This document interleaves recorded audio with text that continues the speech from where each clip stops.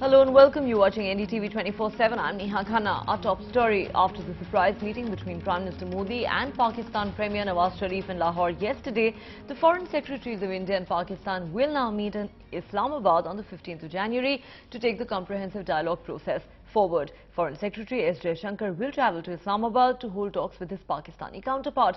Interestingly, the announcement came on a day when Ram Madhav of the BJP was quoted as saying that he believed India, Pakistan and Bangladesh would reunite one day to form Akhand Bharat. Can this be the first step to a grand coming together of India, Pakistan and Bangladesh? BJP General Secretary Ram Madhav, in an interview to Al Jazeera, echoed his parent organization, the Rashtriya Swayam Sevak Sangh, or the RSS view on Akhand Bharat. Madhav said the RSS still believes that one day these parts, which have for historical reasons separated only 60 years ago, will again through popular goodwill come together and Akhand Bharat will be created. Without war, through popular consent, it can happen. Not many were willing to comment on Akhand Bharat plans, but the opposition certainly wanted to know what prompted Prime Minister Modi's surprise visit to Lahore, and if the resumption of the Foreign Secretary level talks, expected to take place in mid-January, will extend to other areas like restoring cricket ties. And I think we need to know in public life, and the country needs to know where exactly we stand. Because there is a tomorrow. There's not always just a today, there's also a tomorrow. What has India gained tangibly out of this ambush diplomacy or shuttle diplomacy? And the answer is zero. What is happening right now is a VIP diplomacy. We cannot hear Ghulam Ali sing in India. We cannot have the Pakistani cricket team come and play in India. Politics apart, foreign policy experts gave a thumbs up to the Prime Minister's latest foreign policy gamble.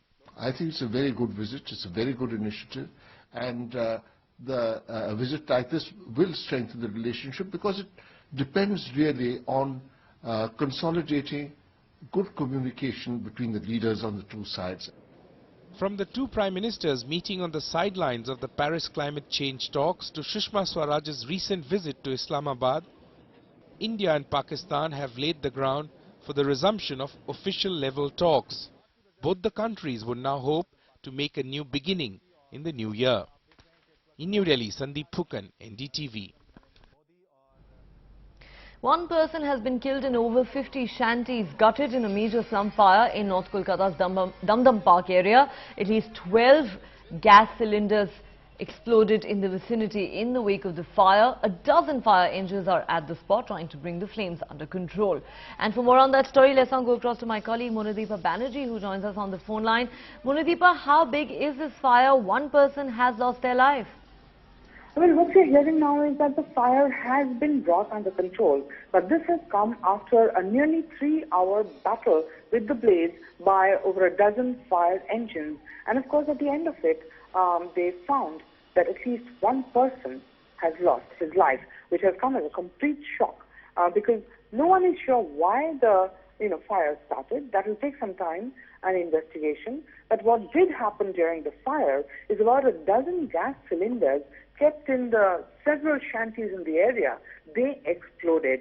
Now, whether the victim, fell victim because of these explosions or whether somehow he got trapped in a fire area, that is being investigated. But one person has lost his life and at least 50 shanties in a sort of basti of about 300, they have been completely razed to the ground. But what we are being told now is at least the blaze is under control. All right, Monadeepa, thanks very much for joining us with those details. Two engineers of a private road construction company were shot dead today by unidentified assailants on the state highway in the Darbhanga district of Bihar. Two motorcycle-borne assailants shot at two project engineers Brajesh Kumar and Mukesh Kumar while they were supervising road construction. They were taken to the Darbhanga Medical College and Hospital where they were declared brought dead. The police say it's a case of extortion and non-payment of levy was the motive behind the murders. Significantly, the construction company had sought protection 5 days ago after receiving a ransom demand. अभी बहेरी थाना अंतर्गत घटना हुई है। अभी इलाज हेतु DMCH आए थे, जहां चिकित्सक द्वारा दोनों को मृत घोषित कर दिया गया है।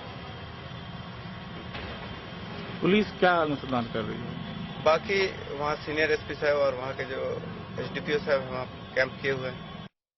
नहीं, ये घटना हमारे सामने आई है और तो सारे पुलिस विभाग के महकमे के सारे लोग इस पे लग गए हैं।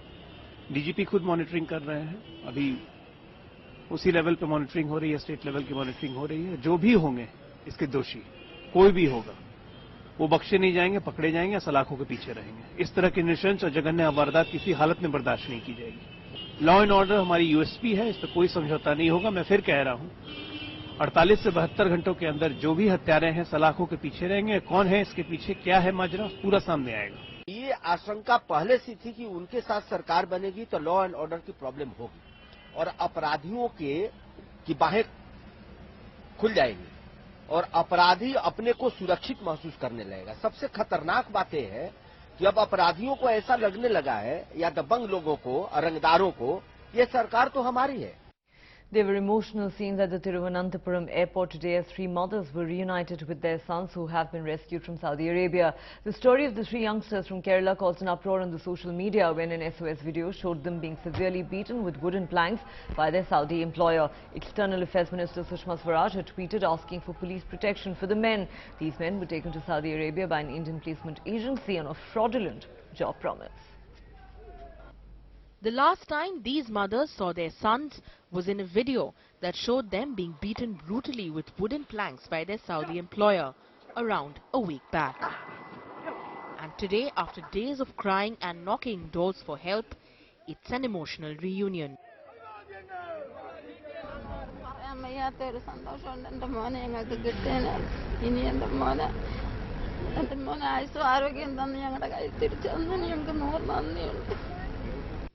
Thank 21-year-old Abhishek has huge family loans to pay off, a house to build and a sister with a 1-month-old baby. An electrician, he was cheated into and forced to work in a brick manufacturing company in Abha, Saudi. It's the same story for 29-year-old Baiju and 30-year-old Vimal.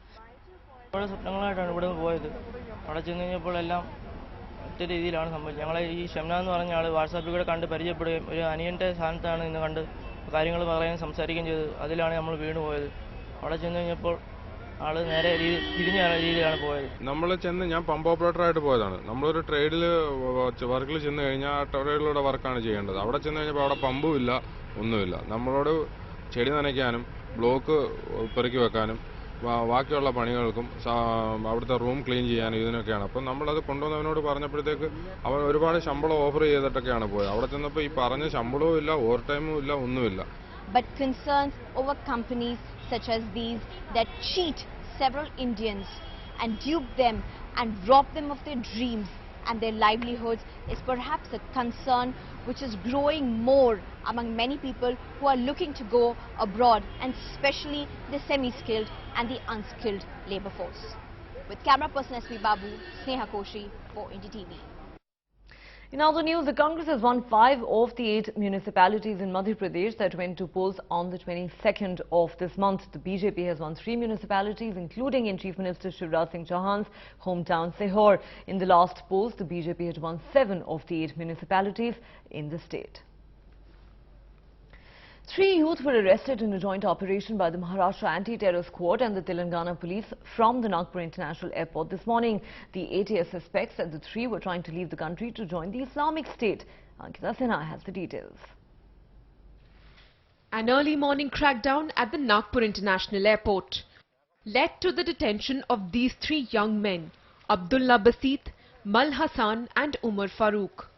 The Maharashtra ATS nabbed them following a tip-off by the Telangana police, just moments before boarding a flight to Srinagar. Police suspect the 3 were on their way to join the terror outfit, Islamic State or ISIS. Mumbai police का एक social media lab और cyber पुलिशन ये continuously इस तरीके के जो communication होता है उसके पर नज़र रखते हैं. वहाँ भी इस तरह की अगर उनको कोई हरकत कम्युनिकेशन नज़र आता है तो उसके ऊपर हम सूचना देकर लोकल पुलिस को उसके ऊपर कार्रवाई करते हैं.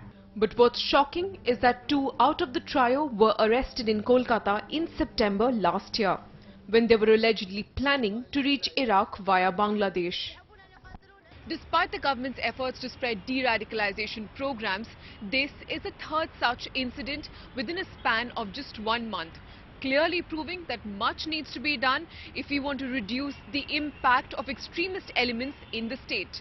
With Uma Sudhir and Sanjay Tiwari in Mumbai, Ankita Sinha for NDTV. Veteran actor and style icon Sadhna Shirdasani died yesterday. The actor, who had turned 74 in September, had been admitted to the Hinduja hospital. In her illustrious career spanning many years, Sadhna acted in numerous films like Parak, Hum Dono, Love in Shimla, Arzu, Waqt, Mere Mehboob and Wo Kaun Thi. With her passing, a golden era of Bollywood has ended. A very close group of friends with veteran actress Sadhna a teary goodbye at Mumbai's Oshiwara crematorium, where her last rites were performed on Saturday afternoon. History of the films will remember her as one of the best artists and a great exponent of dance and understanding of this art. आदमी के साथ उसका खत्म किस्सा हो गया, आग ठंडी हो गई, चर्चा भी ठंडा हो गया, लेकिन अफसोस इस बात का है कि ये जिंदा थी, जित अब तक नहीं आई थी, फिर भी इनका चर्चा ठंडा हो गया था। एक बहुत बड़ी सेलिब्रिटी चली गई है। अब जब आदमी चला जाता है तब ही उसके बारे में बात करते हैं, जब तक जिंदा रहते हैं तब तक हम उनकी तरफ ध्यान नहीं देते। शायद यही दुनिया का चलन है। We'll miss a very dear friend and a beautiful human being, always ready to give. The 74-year-old passed away on Friday morning after a long battle with cancer and is survived by her foster daughter. NDTV Bureau Report. Time for a short break. Still ahead, an Indian-born, London-based author documents the role of India's war heroes in World War I who've been all but forgotten.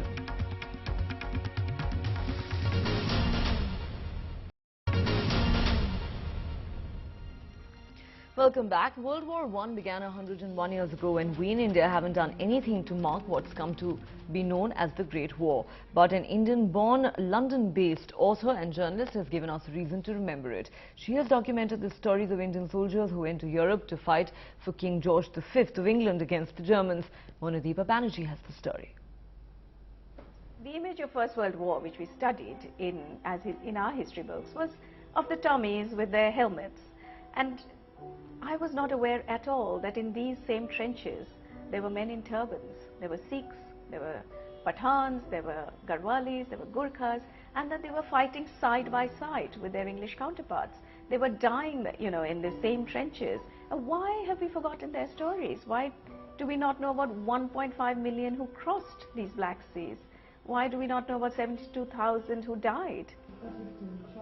These questions sent Shrabani Basu deep into British archives to unearth stories that are heartwarming, heartbreaking and of course heroic.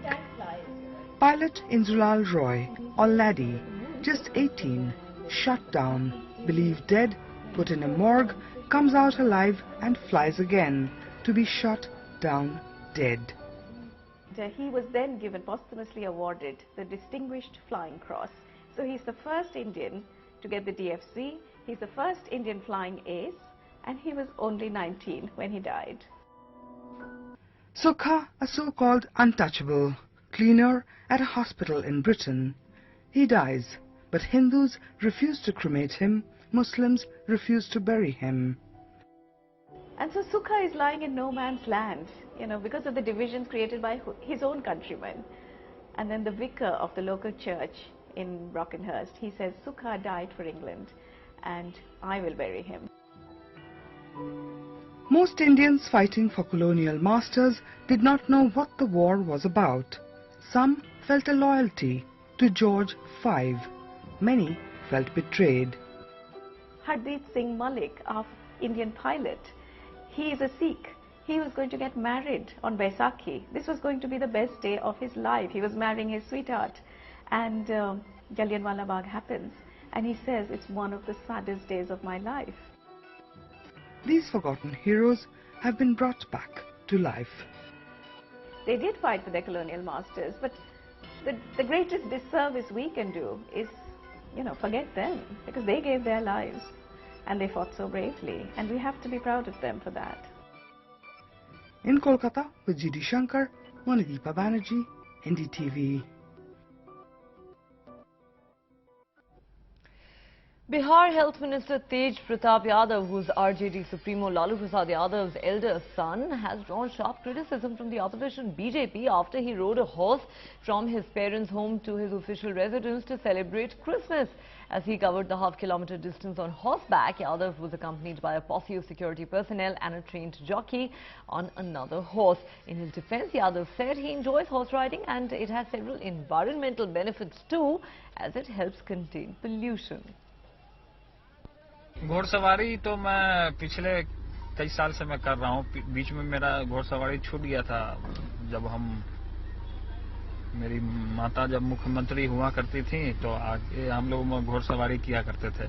काफी लंबे समय पर आज Christmas के मौके पर घोड़सवारी करने का मौका मिला है। उससे पर्यावरण भी दूषित नहीं होगा। And finally, dubbed as the largest light-themed garden in the world, the Dubai Garden Glow opened to visitors on Wednesday. Besides sculptures, light installations and 90,000 potted flowers, the garden highlighted many architectural models made from recycled material. A micro-model of the Sheikh Zayed Grand Mosque was built from more than 90,000 recycled porcelain cups, plates and spoons.